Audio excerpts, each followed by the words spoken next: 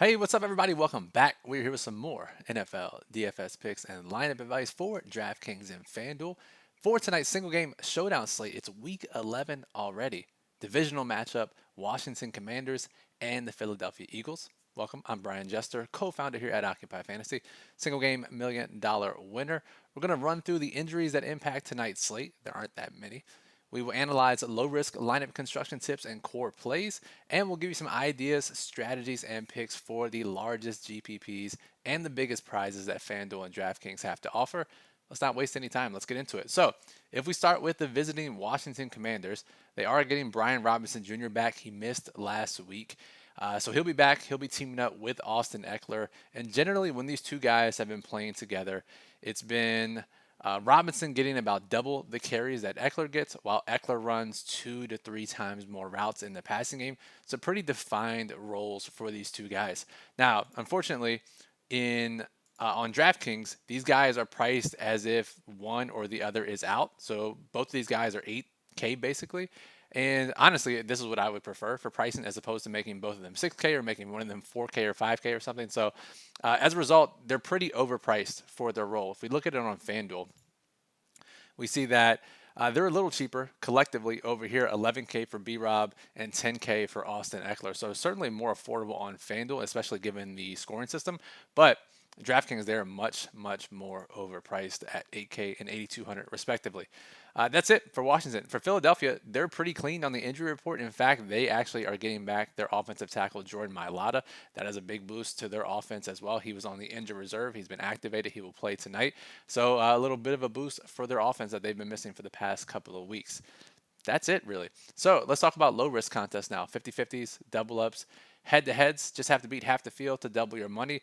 You know our strategy by now. Lock up all the scoring, play both quarterbacks, play both running backs, play higher owned plays, the best projected plays, and any obvious standout values. So now on DraftKings, if we try to do this, we're easily going to play Hurts, Barkley, and Jaden Daniels. I will say, before we put these guys in there, remember it was the last showdown slate. It was the Rams game, and we talked about how the pricing was pretty bad. Stafford was 8,600 or whatever he was, and quarterbacks were way, way cheaper, and the entire pricing was pretty soft. Not the case tonight. Jalen Hurts is 11K, Saquon is 10.6, Jaden Daniels 10.4, and even AJ Brown is $10,000. So much more expensive studs tonight than we've seen in previous, or at least most recent showdown slates. So just keep that in mind as you're building. So Hurts, Barkley, Daniels. At least 4,100 left per player. Because the Washington running backs are splitting time because they're overpriced on DraftKings, we can ignore them for our low risk contests. So what you can do now, there are a couple things you can do. You can either play AJ Brown, who we'll talk about a little bit more here in a second, once we get to the high risk section, and we can double punt it. And 1,200 is not a lot, but you could play Luke McCaffrey and then tight end 2 Grant Calcaterra or John Bates or Smith or Shipley, one of these guys. This is one route. Not my preferred route, but it is a route that you can go if you want to lock in 4 studs.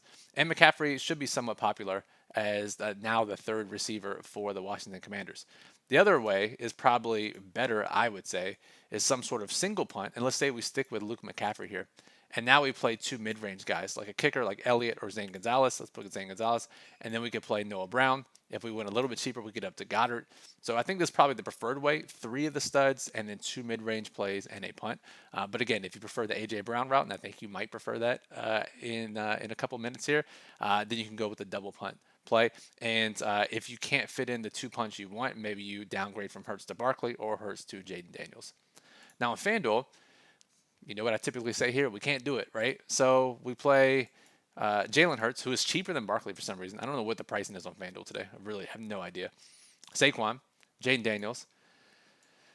Now, because these guys are cheaper, we could play Eckler or B-Rob. And you're like, okay, 5K left per player. That typically doesn't get us anything. However, for whatever reason, FanDuel has decided to not pay attention. And Washington's kicker, Zane Gonzalez, despite kicking last week, despite Austin Seibert not practicing all week in practice, have made Zane Gonzalez minimum price on FanDuel.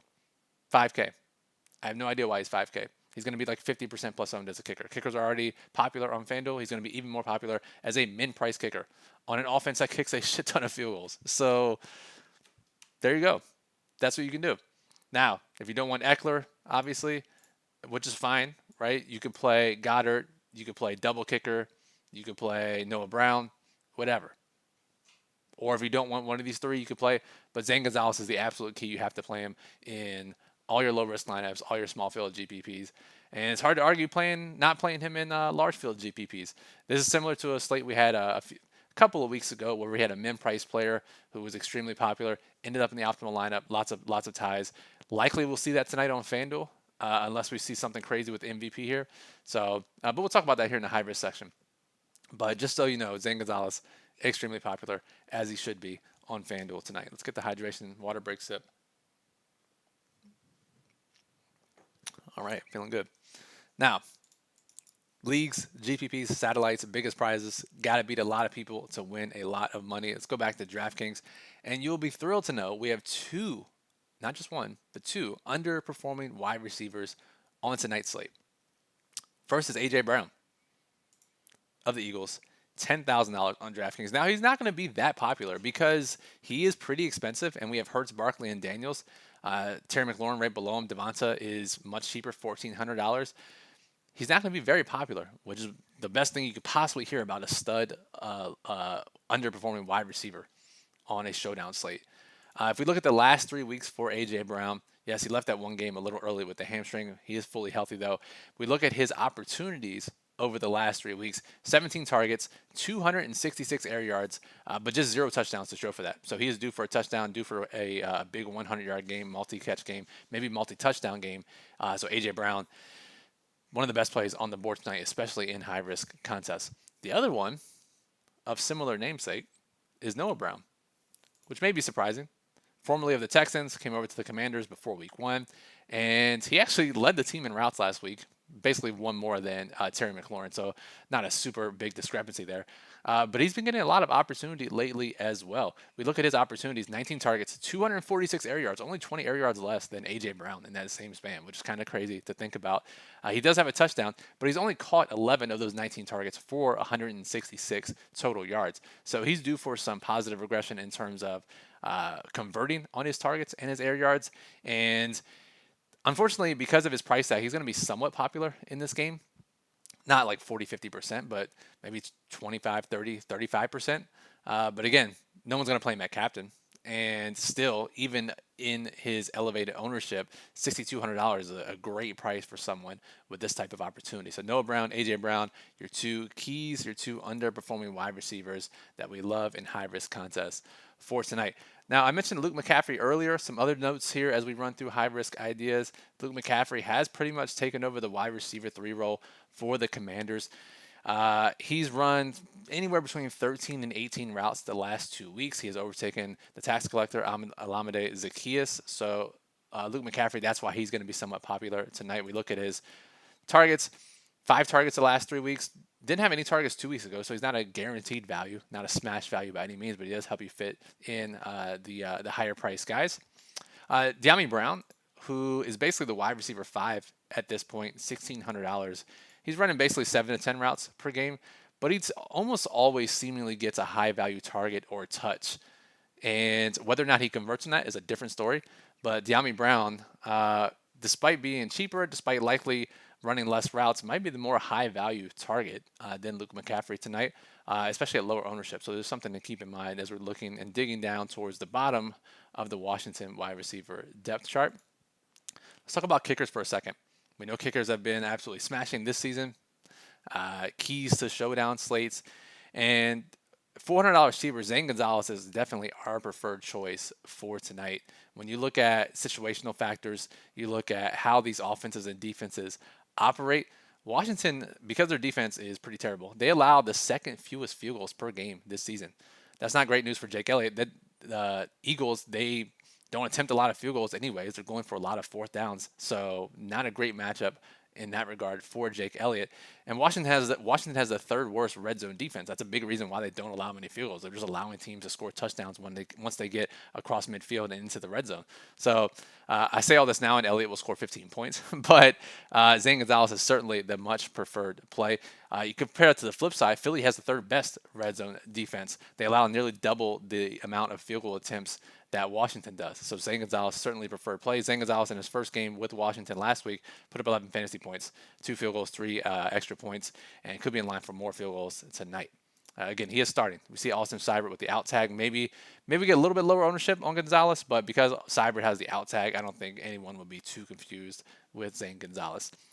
Defenses, kind of similar phenomenon. Eagles 4,400.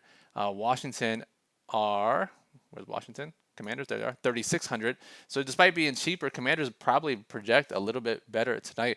Washington allows the second fewest points per game to opposing fantasy defenses. Big reason they're not turning the ball over. So especially at the cheaper price tag, despite being an underdog, prefer Washington's defense over Philly if you decide to go that route tonight. All right, let's finish up here and let's talk about some captains and MVPs for these large field GPPs.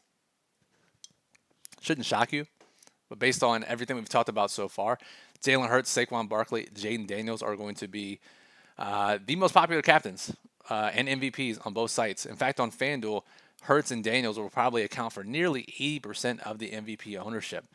So a nice pivot there is Barkley at, I think, 10 to 15% ownership at MVP. That's a great pivot there. And again, all three of these guys are going to be popular on DraftKings, 20% plus. So easiest way to get different at the captain spot tonight is player underperforming wide receivers. A.J. Brown.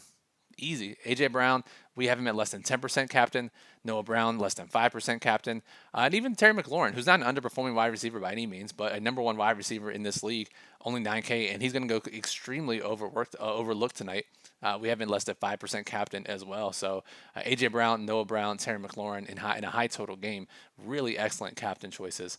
And if you want to play the popular captains, and you certainly can, they project really well, in whether that's Hurts, Barkley, and or Daniels. Lower owned studs, right? We talked about McLaurin just now. Brian Robinson, Austin Eckler are going to cannibalize each other's opportunities, but also cannibalize each other's ownership. So they're going to go extremely low owned at their price tags. So if they can vulture some touchdowns away from Jaden Daniels, they're excellent pivots here. And then Dallas Goedert. Everyone's going to play Noah Brown or go stars and scrubs. So Goddard going to be super low owned as well too. So if you want to, normally when we try to play low owned flex plays, they're garbage plays. We actually have really good NFL players at low ownership in this game. So if you want to play the popular captains or MVPs, you have some really good low owned flex plays to offset that ownership in the largest GPPs. And again, on FanDuel, huge ownership on Hurts and Daniels, probably rightfully so. Just play those guys in your small field GPPs. Barkley, a great pivot in any contest type. But again, A.J. Brown, underperforming wide receiver, multi-touchdown upside. We know he has huge games in the bag. And he's going to be 5% MVP, maybe less. So A.J. Brown, large field GPP, has got to be the best option. And it's not really close when you compare ownership to potential ceiling outcomes. So I think that does it for today's video. 10K subscriber giveaway is coming soon. Working on the details for that. So make sure you stay tuned. Make sure you subscribe to the channel to be entered. It also helps us out. Being subscribed, more subscribers is great for us. We can do more videos, but also let you know when we upload videos and go live. Give us a thumbs up. If you have any questions or concerns, you can always comment on the video below or join our Discord server, occupyfantasy.com/Discord. Daily plug will be out this afternoon. Ownership and Occupy model and lineup builder will be out here in a little bit after this video is posted early on Thursday morning. So all the tools you need, occupyfantasy.com. You want any extra advice beyond the free advice we give here on YouTube, go check out occupyfantasy.com to get details and up-to-date info. So, Brian for Occupy Fantasy, thank you for listening. As always, good luck and enjoy tonight's Commanders and Eagles showdown slate.